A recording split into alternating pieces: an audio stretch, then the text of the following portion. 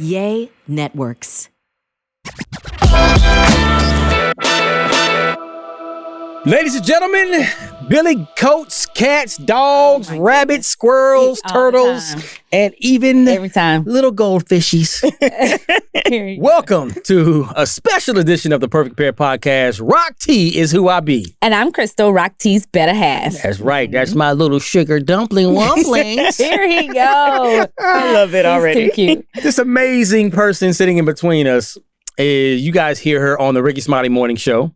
Miss Yanetta Spring, I'm in the building. Yes. So go ahead and share just a little bit about what you do and why you're here. Yeah, well, thank y'all for having me. I love this. And I can get in between the perfect pair. I'm Yanetta Spring Smith. I'm a licensed professional counselor. So I have a practice in Tennessee, based in Tennessee, a solo practice. I've been practicing for about 8 years in my practice. And I'm also a trainer. So I train therapists and help them develop their skills working like with trauma and stuff like that. Been in the mental health field for a while. Love what I do. Love seeing people heal. Love bringing people together. So I'm excited to have this conversation with y'all. Well, welcome. So if you know anything about my wife and me. It's an inside joke why he say it like that. Yes. Oh, and he gets on my nerves.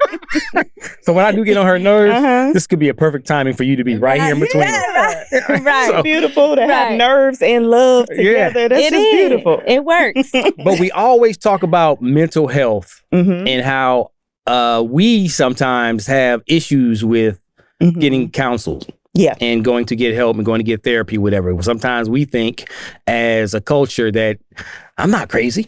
I don't need no help. I don't need to go talk to no counselor. I don't need to go talk to no therapist, blah, blah, blah, blah.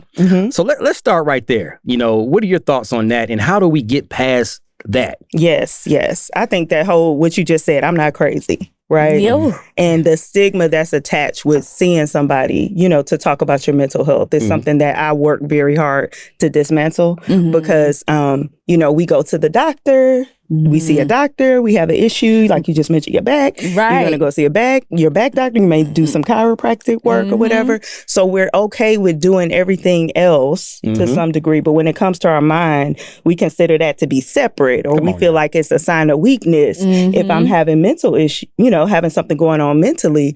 But, the way I like to describe it is we experience emotional wounds the same way we experience physical wounds. And the physical wounds we see, right? But the emotional wounds are invisible, right? So we don't actually see them. We see them through behavior, right? And in relationships, that's where emotional wounds come up. So, you don't have to be crazy. Right. I think we all got a little. I think we all. Right. I think we all got a little crazy. Something. Here you go. Yes, I do.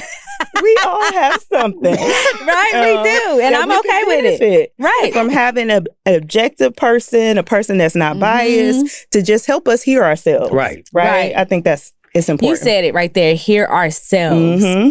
And sometimes, like for me, it took me seeing myself in someone else and was like, oh, I see what I don't want to look like anymore. Right. Yeah. And I my daughters are going through the same thing, seeing how they see themselves in someone else. Like, I don't want to.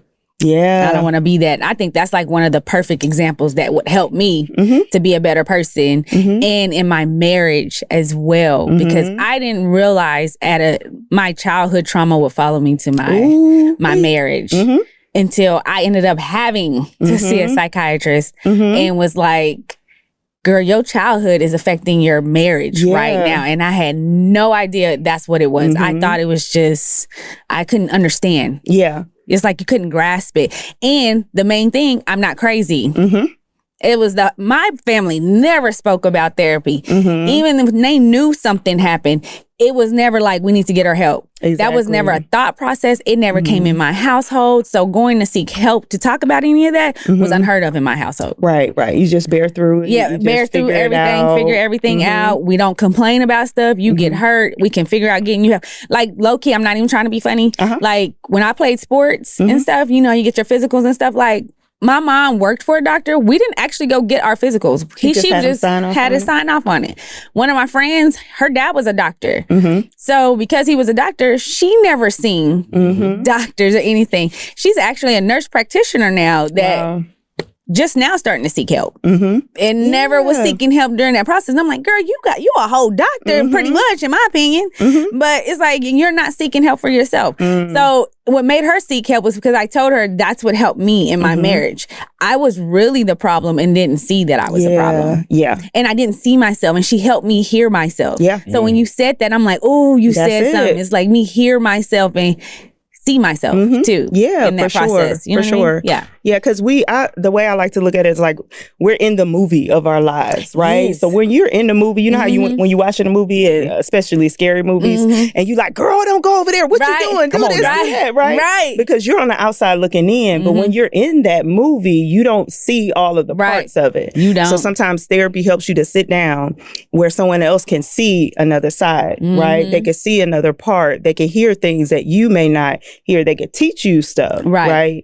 So the work that I do a lot of trauma work, right? And in trauma work, we talk about how the past is a present, right? So what we do typically, essentially through our relationships or whatever, we're just kind of replicating and recreating these past scenarios, you know? What? You're talking about childhood trauma. You know, it's like that experience when you were a child, like maybe you were helpless or you couldn't do anything. Right. But now I'm grown. Right. So you ain't gonna come at me the way they came at me, right? It's gonna look a little different. So we could be fighting issues that aren't even present, right? You know, we're fighting an old narrative. So a lot of that comes up. I feel like because it's crazy that we're talking about this now because what I did have written down, which I left at home, but anyways, what I did have written down was about why your past trauma will affect your marriages, but to give the other person hints of that might be trauma. Right. Because it will be certain things that he grabbed my wrist a certain way. Don't ever grab my wrist. Don't do that.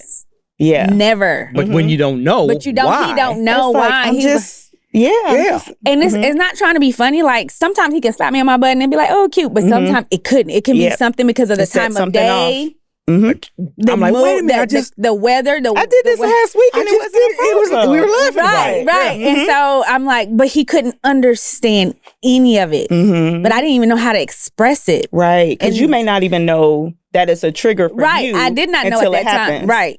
Didn't know at the time until I started getting therapies when I realized these are triggers that is happening. This is why I am reacting this way with him. But I also wanted other people, the other person to know, the spouse to know, like, be patient. Right. Once they do confide in you, be patient and don't throw it in their face. Oh. Well, I'm gonna say this, Yanetta. Okay. Because I almost took a couple right hooks. Playing around, being a little, because the first time it was cool. Boy, you stupid. Right. And the second time, like, what? Wait a minute, where'd that come from? Right. And it was just reactive. a reaction. I just reacted, and I'm trying to look, and I'm trying to calm myself down, but I can't even. I just keep reliving it. So it's like I'm trying to calm him going here, and I don't know. And then he's saying something, so now I'm mad at him because the way he's reacting to me. Right. Yeah. So it's just like so much happening at once, and then I'm breaking down, and he's looking at me like, I don't know, like, you're acting crazy. Right. Now let's stop right there. That's where the you acting crazy, and that's. Okay. And I'm like, I'm gonna show you crazy. You want to see crazy? I'm operating in restraint. Right. And don't even realize I'm like, I'm really trying not to hurt you and cuss you out. Yes. Like everything in my mind, I want to, and I'm trying not to, but I could not understand why I was reacting that way. Yeah. And it's interesting that past, I would say the past is the present. So the way we gets into some neurobiology, psychology. Come on, man. But the way we encode information is through our senses. So what we see, hear, taste, touch, smell, right? So anything that, like, say for instance, a trauma happened and there was a certain touch, right? There was a certain smell, right? There was something I heard, right? Yes. That gets encoded in your brain in a certain spot. And then when I experience something in the present, you know how they say, like, it walks like a duck, quacks like a duck, it's a duck. Right. I have a smell, I have a certain touch. It takes me back to that place where it was stored. And because it's what we call subcortical, almost like subconscious, I don't even get to look at it in a way to say, oh, this is my husband. Right. Because it hits my senses, it goes back to the origin of when that was encoded in my system. Right. So it takes a lot of like orienting yourself in the present, like calming down, giving yourself a moment so that I can update that this is not the past. This is not what happened before. Right. This is my husband. Right. This is how we interact with each other. He's not attacking me. I'm not threatened. Right. You know what I mean? Right. But it takes time and space to do that. It does. And sometimes that's hard.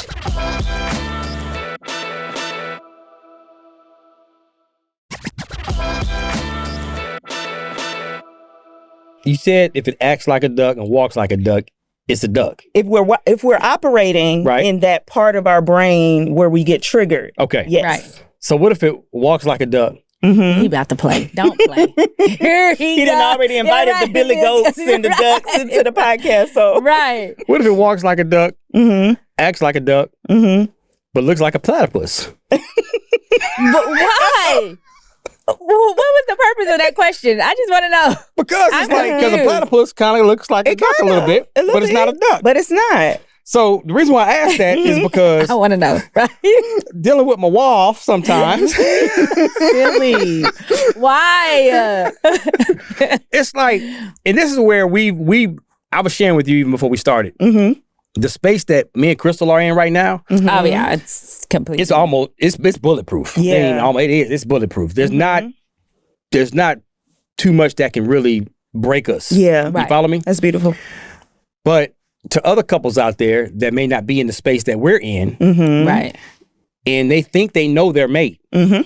Back to the act like a duck, look like a duck, is a duck. Right. They think they know that's a duck, Right. but it's a whole nother species. Right. Like, wait a Okay, minute. you going with I You see. follow me? Okay, now you good. So- you good. I thought you was playing too much. So what Okay. can you share? Right, I'm okay. tracking you now. I'm tracking. Okay, Stay with me now. I'm staying with you, babe. So what can you share to the couples out there that they want to be in the relationship, they love each other, but they don't like each other, Yeah. and they don't like some of the ways, and they're having trouble getting through that. And most of the time, it's because it ain't me, it's you. You follow me? Yeah. What's the first thing that they should start doing kind of together? Because we share our opinions all the time of what we do, Right. but we're not licensed therapists. We just like, this Right. works for us. Maybe it can work for you. You should give yourself a shot. Now But we got went to therapy too, so That's one of the major things. I was right? like, because we did seek therapy individually, especially for me, I think that was one of my main advice when I tell women, I say, I seek help for myself. Right. Because I can't do anything You for can't him. work on this if I'm not Right. in a good space. And I didn't want to at first, but the psychologist was like, no, ma'am, you gotta, it's all, I'm like, dang. For real? You know, like, but she was a God-fearing woman, such as I. But so it was just like, she kind of just felt it. She felt like something wasn't right. And she said, it's like God spoke to her to say she needed to see me, which it was real humiliating at the time. Yeah. But I was like, it was a real pivotal moment in my life. And I think that was the day that I started to heal. Wow. That very day, because I was called out and didn't want to. And I knew she saw something, but I didn't want her to see. But she saw it. And then I had to speak it. Oh, girl, that speaking part was like the worst part. It's still like, I have moments where it's still embarrassing to talk about it because I still go speak about it now with my girls program that I have. Right. But you know, it's getting better. I feel like the more I'm doing The more it, you speak it. I'm saying She's a it. It beast. happened to me. This is this. But it's like not knowing once I speak it, I'm leaving. They're like, you helped me. Yeah. I didn't know that I really was not alone until I really started to voice it That's beautiful. out loud. Yeah. So to me, I just feel like I suggest that I just want you to know what I be suggesting to people. It's just like you need to seek therapy first Absolutely. for yourself before y'all can do it together. Yes. So how can you make it cool for these couples that may not think, I don't need that? Yeah, yeah. I mean, I think one of the major things is, especially if you feel like you're not being heard by your partner, right? It's a way to be heard. You know, if you want to be heard, right? Because I'm like, we're arguing, you don't hear me, I don't hear you. If you have this neutral party here to hear both of you, you know, and to help. I always say, we talk about co-regulation a lot. And I always say regulated nervous systems regulate nervous systems, dysregulated nervous systems dysregulate nervous systems. So oftentimes the conflicts we have in relationship is just because our nervous systems are dysregulated, right? So if you have a regulated nervous system, and you know, as a therapist, you know, you can co-regulate with them and then learn to co-regulate with each other. Okay. Right? Where when I'm calm, you know, you have an argument and then y'all mad and like, you know what, forget him, he on my nerves, you know what, she crazy, whatever. And then you take a minute and then you're like, but I love him. Right. You know I that. Do. Right. And then maybe, I could kind of see his perspective. Yes. It's literally because in the argument, you are in a part of your brain where the only thing you can do is survive. The only thing you can do is fight or run away, flight. That makes sense. Or freeze and shut down, right? So you have to regulate your nervous system so that you can get to the part of your brain where you have that knowledge and awareness that this was in the past, or this is my husband, or I understand what they said. You literally can't get to that part of your brain unless you regulate. I got you. So if your nerves bad, you can't work. That's what you're telling you. Your nerves can't be bad and work through this. And the thing about that is, so you know, when I talk about those stress response, those trauma responses, so I have 5. Right. Okay. It's fight, flight, freeze, flop, and then friend. Oh, hold on. Please stop. Wait, what do you say? Get your notepads out. Get your notepads. I ain't heard those fight, flight, freeze, flop, and then friend. What's flop? So flop is... Or were you going to break them down one at a time anyway? I mean, either way. Go for it. So flop is, I can't do this. Right? So I'm just going to succumb to, you know, there's nothing I could do about this. And this is just who I am. And, she's supposed to shout a flop. I'm going to make myself almost like I'm inadequate to handle this, right? Whatever it is that's in front of me. He's over here laughing about He play too much. I don't be flopping. What? You be flopping. Not no more. I don't flop. No more in my life. Flopping's getting better. Real fast. You mentioned having, like, when couples finally do get to therapy. Right. And then they have someone like yourself. That's the mediator, so to speak. Now, thank God that her therapist, which became, because we had to, our situation was we had a very blessed situation. Right. But sometimes one of the two may feel like they're being attacked or double teamed. You follow me? Sometimes the therapist may be, well, why are you on her side? Or vice versa. Why are you taking his side all the time? As a couple, how do you get through that if one person feels like they're being attacked and not being heard as much as the other person? Right. So, you know, as a therapist, you set like some boundaries and some ground rules, and you are acting as a truth finder. Okay. Right. So we're looking for the truth. I want to hear your truth. I want to hear your truth. And then I want to be able to put these together so that we can get the truth of the matter. Right. That makes sense. So if the truth means that there's something that's happening on your side that could be harmful or that's not productive to the goal of this relationship, you know, working, then, you know, we're going to have to call that out. Most of the heat's coming this way. Yeah. Absolutely. Yeah. Okay. And it may be vice versa. Now, if you have a therapist, and this happens because therapists are human, where it does seem like it's falling more so on one side and they're not addressing something else, then, you know, we have to make sure we check ourselves and we're not bringing our stuff into that therapeutic setting. Right? Because you may be having an argument I just had before I came to work. Okay. Right. So now you like, I'm on her side, on his side. Well, yeah, because you should have picked up and it was like, wait, this wasn't about laundry. Right.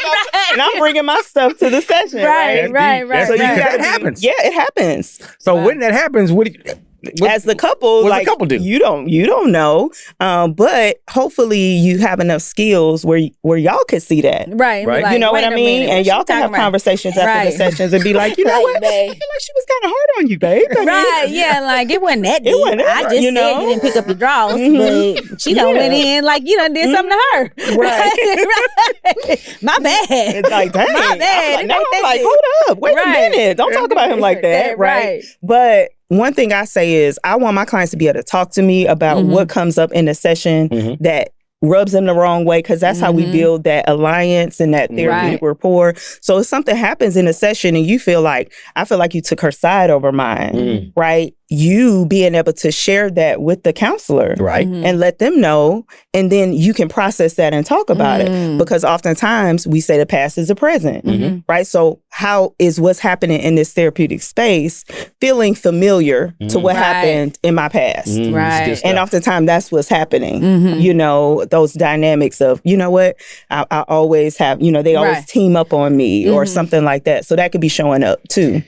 Okay, so, and I know this was going to go ahead. Hold on. You didn't give her a chance to finish what the 5 Oh, yeah. things were. Break down the 5. You broke down flop. I got so we know fight, right? That one is common. Right. You catch these hands, right? Exactly. Whatever, right? I like that one. And then we know flight. Flight is, I'm right. You like that one? That's your right. favorite. You like, That's mine, my favorite, but it's not good. I always say I ain't a killer, but don't push me. Okay, that part. All right. Okay, that's what I'm going to say. Yeah. I'm going to start saying it When now. is your birthday? July 22nd. Oh, okay. Leo?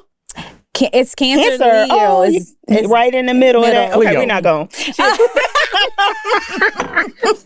I'm telling you, she mixed with a bunch of stuff over there. I love it, though. Leo. I love it. I My love big it. old pot of gumbo. I'm all yours.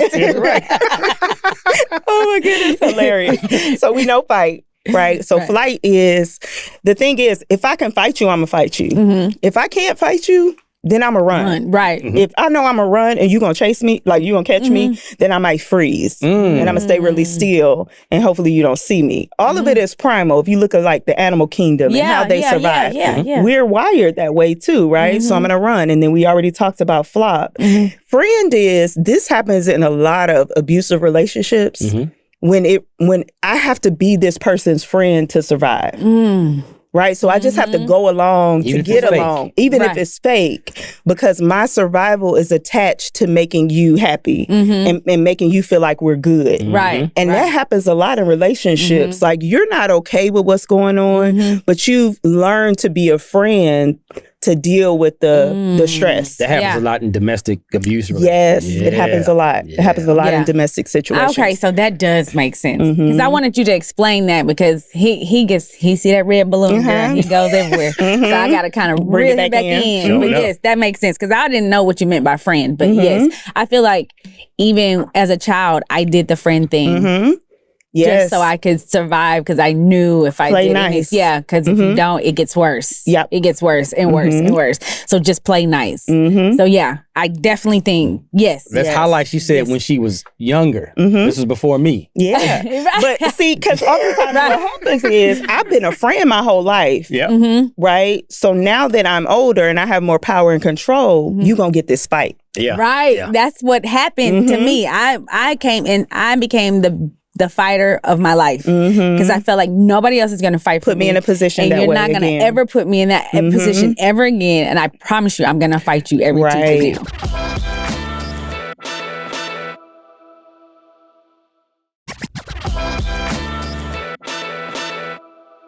And it took her a while to drop that.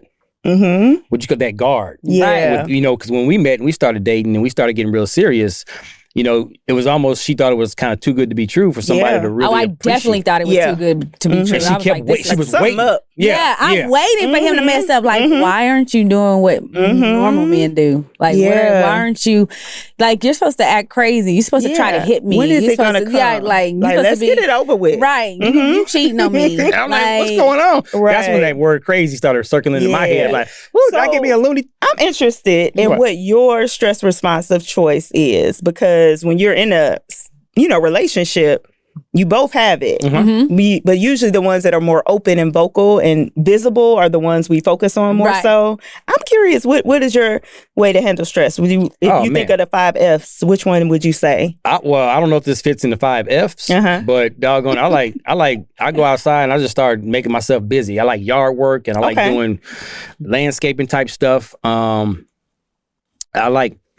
I just like quietness and peacefulness, and I don't do negative energy. Gotcha. So I run from negative energy. Would you say flight? There you go. I get away from what's I activating. distance myself from it, because I know that I have a choice to make. Mm-hmm. I can choose to stay in that space that I don't want to be, which doesn't feel good to me. Right. Or I have a choice to get out of it. Mm-hmm.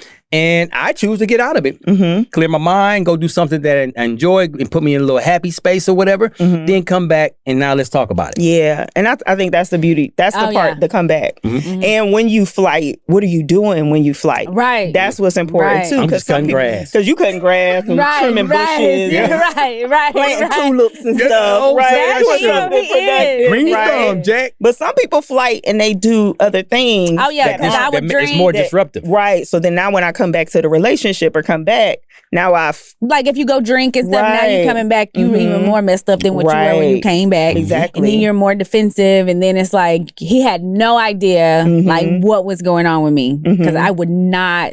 First of all, I didn't think it was even that. I made it seem like that never happened. So I didn't even realize I made it seem like that never happened to me until I was going to therapy. And then it was like she kept digging and I'm like, girl. here. Okay, here's what happened. So, you know, I just went in. I was like, I was molested by 2 family members. And it was just like, at the same time, I'm crying because I'm embarrassed. But then, like, this weight was just lifted all at the same time. And I'm like, whew. That felt good. And she thought I was going to leave her when she told me. Yeah, I did. And it took me a few sessions before I even, because she kept saying, you need to talk to him. You have to tell him. And I was like, no, he ain't gonna know none of this. Like, he will look at me different and so on and so forth. But I finally told him. And it was during a time when we were not talking. We were actually talking about separating. Oh, wow. True. Like, he drew up separation papers. When I say he did it. Like, everybody's always shocked when I tell this story. I was like, no, it was me. I knew. Especially going to therapy at this time, I knew it was me. Yeah. And so then I'd tell him like, let me just tell you this. We can go through whatever we're going through, but I need to tell you this. And so when I told him, he just kind of like looked at me and he was just like, you're more beautiful than you were before. So it was just like, yeah, like I can share this vulnerable part about what makes me feel. Yeah, and gave still me get a hug. love. Yeah, gave me a hug. And like I tell people then, like, you think my life was happily ever after that. No, it's like that's when the work started. Right. Yeah. Like, because it wasn't easy still, but he was more understanding now, like why I was reacting, why I would run away, why I would maybe try to have a drink instead of just talking. Yeah. Because when I tell you, I don't even drink now, like ever. Well, social occasions. Right. But it's not like a coping thing. No, like you have to definitely be okay. not at all. But and it's crazy because I wouldn't say like I was an alcoholic either, but if I got triggered, that's where I went. So I was on the path of becoming an alcoholic. You know what I mean? Because if the triggers kept coming, this is what I was going to keep doing. To suppress it. Right. Instead of just deal with it. Like deal with it. So it was kind of like memories that would happen. I would kind of just react to those memories and start acting out. I don't know. You kind of really get what I'm saying. Yeah, I get exactly what you're saying. He don't get what I'm saying when I tell him. He's talking like, what? I understand now. Now. He was just like, that don't make no sense But to going me. through that, I was like, what? This doesn't even, and that's what I always say. If it doesn't make sense, it makes sense. See? Right? So if it doesn't make sense in the top part of our brain, the conscious part that understands time and space and logic and reason, then it makes sense in the bottom part of our brain. That part is always going to override the top because that part was designed to keep us alive. ooh. Dang, I didn't know that. But that makes sense. Hold on now. That makes me feel better. Yeah. Too. You know what I mean? So this is your body saying, hold on, Chris, put that over here. Right. I'm going to take over because this is reminding me of something we've experienced and I'm going to make sure you don't have to experience that again. I got this. Right. Oh, you know? Oh, okay. So it's designed to keep us alive, but it's confused about time and space because that part isn't housed in that part of our brain. Yunetta, you a beast. I'm going to tell you that right now. Yeah, I feel like we had a whole nother session right now. I appreciate it. Thank you. How can people locate you on social media? How can they contact you because you do virtual sessions as well, right? Yeah. I do virtual sessions. Tell them. So you can contact me on YunettaSpring.com. It's going to take you to my practice, which is Spring for Counseling, or going to take you to my coaching and consulting, which is Groundbreakers Therapy, where I'm working with therapists, helping them to refine and develop their skills. And then I also have a directory called the Groundbreakers Therapy Directory, and that's for EMDR therapists, which is a specialized therapy to help work through some of these triggers and traumas and help to like heal them so they don't continue to interfere with your life. Okay. So I have therapists there all over the country in Canada. So you trained therapist. Yeah. Girl, I need to get your contact for my girls program. I already told you. Yes. I already told you. Seriously. Because we got healing to do. We do. And it's available. That's the thing. A lot of people think because I've had these experiences that I'm stuck with them forever. Like we literally can heal. Right. You know, yes. we literally can heal. That's so. the message from my program is just that it's possible. Yeah, healing is like possible. I'm showing you right now, it is so possible because I know I am healed. I'm still healing, but I feel like I'm healed in a way, if it makes sense. Like, because that's no longer a part of me. I don't have to hold on to that no more. Yep. And the program she's talking about, guys, is called Pretty Insecure. And you're gonna learn more about it. Yanetta, what she's doing with them young girls is absolutely priceless. I believe it. I can't wait. I can't wait to connect and learn more about it. There it is. So we thank you for taking your time out your day to come be our guest on the Perfect Pair podcast. Yes, thank you so much. I appreciate I'm pretty y'all sure having me. a lot of women out there right now, it's like, she said it. I told you. Right. Listen, rewind. We I go know. back to Right. 33.25 and listen right. from You there. know it. Exactly.